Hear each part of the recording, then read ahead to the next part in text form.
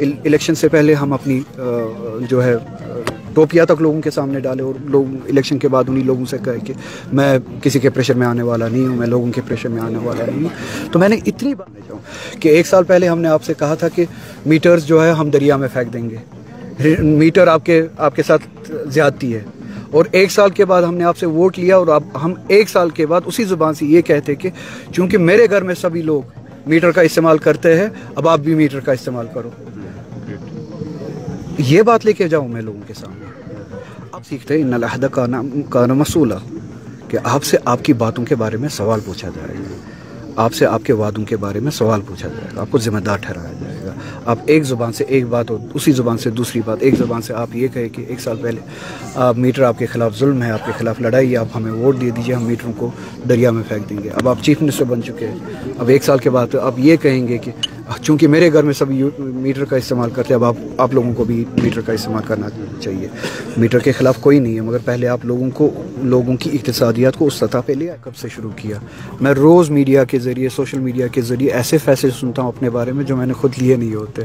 اب مجھے کبھی لگتا ہے کہ ایک روح اللہ میں ہوں، شاید ایک اور روح اللہ دوسرا کوئی میرے نام پہ کہیں اور گھوم رہا ہے جو فیصلے لیتا ہے۔ اب میں اس روح اللہ کی تلاش میں ہوں جو اس طرح کے فیصلے لیتا ہے۔ میں نے اس طرح کی نہ کوئی بات کی ہے، نہ اس طرح کا کوئی اسٹیٹمنٹ دیا ہے۔ میرا اسٹیٹمنٹ وہی ہے جو میں نے پچھلی بار الیکشن سے پہلے، نامینیشن سے پہلے، الیکشن اناؤنس ہونے کے بعد ابھی کسی نے نامینیشن فائل نہیں کیا تھا، اسی دوران یہ بات کہی تھی کہ مجھے اپنی تنظیم یہ بات بتائے کہ میں آج کے الیکشن میں لوگوں کے سامنے کیا بات لے کے جاؤں، کس اعتماد سے جاؤں، جس کے جواب میں لوگوں سے میں شاید ووٹ حاصل کروں۔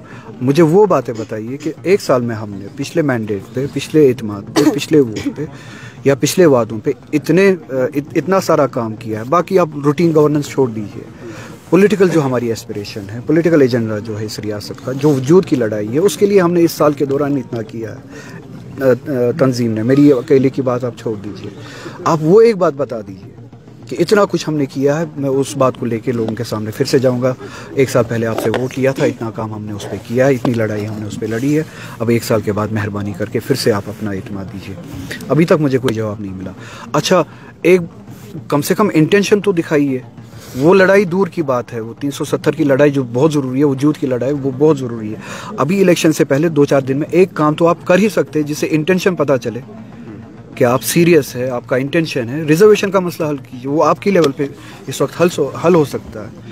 تو میں نے یہ کہا تھا کہ 3 دن کے اندر الیکشن نامینیشن سے پہلے آپ ریزرویشن کا جو معاملہ آپ نے اتنا کھینچا ہے، جو ہم سبھی کا ہے، آپ بچوں کے ساتھ لڑائی کر رہے ہیں۔ اس سے بڑی بدقسمتی کی بات کیا ہو سکتی ہے؟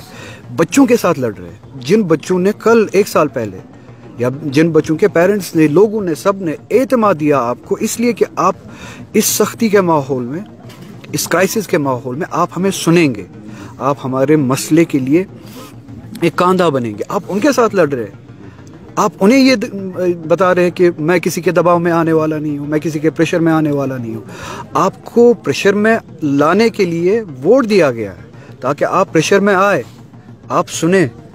ڈیموکریسی میں جو لوگوں کے پریشر میں آتا ہے وہ عروج پاتا ہے۔ جو ڈیموکریسی میں لوگوں کو تکبر دکھاتا ہے، اس کا وجود ختم ہو جاتا ہے، اسے ہی ڈکٹیٹر کہتے ہیں۔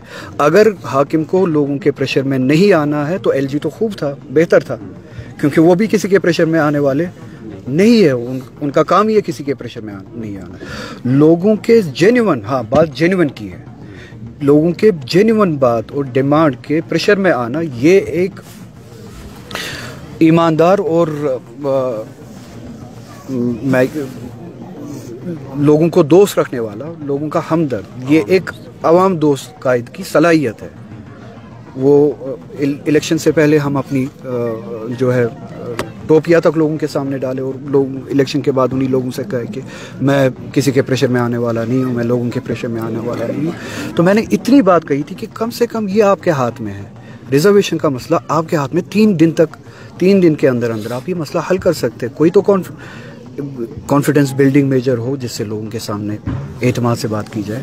اس پہ بھی آپ نے دیکھا لڑائی ہو رہی ہے۔ آپ آج مجھے بتائیے، میں اسی بات پہ ہوں، मुझे उस बात का जवाब नहीं मिला, रिजर्वेशन का मसला हल नहीं हुआ, लड़कों को स्टूडेंट्स को धमकियाँ मिली कि हम आपके प्रेशर में आने वाले नहीं है।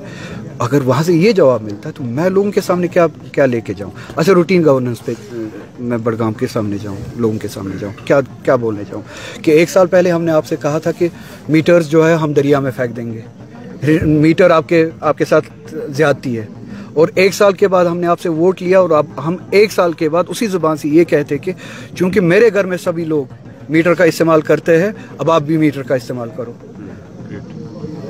ये बात लेके जाऊँ मैं लोगों के सामने? अब इनके शायद ज़मीर में इस तरह का प्रोविज़न हो सकता है कि हम एक दिन एक तरह की बात करें, दूसरे दिन दूसरे तरह की बात करें, मगर मैंने जहाँ से दीन की तालीम हासिल की है, मैंने जहाँ से ज़मीर की तालीम हासिल की है, वहाँ पे आप यही सीखते हैं इन्नल अहद कान मसूला, कि आपसे आपकी बातों के बारे में सवाल पूछा जाएगा, आपसे आपके वादों के बारे में सवाल पूछा जाएगा, आपको ज़िम्मेदार ठहराया जाएगा। आप एक ज़ुबान से एक बात और उसी ज़ुबान से दूसरी बात, एक ज़ुबान से आप ये कहे कि 1 साल पहले आप मीटर आपके ख़िलाफ़ जुल्म है, आपके ख़िलाफ़ लड़ाई है, आप हमें वोट दे दीजिए, हम मीटरों को दरिया में फेंक देंगे। अब आप चीफ मिनिस्टर बन चुके हैं, अब 1 साल के बाद आप ये कहेंगे कि चूँकि मेरे घर में सभी मीटर का इस्तेमाल करते हैं, अब आप लोगों को भी मीटर का इस्तेमाल करना चाहिए।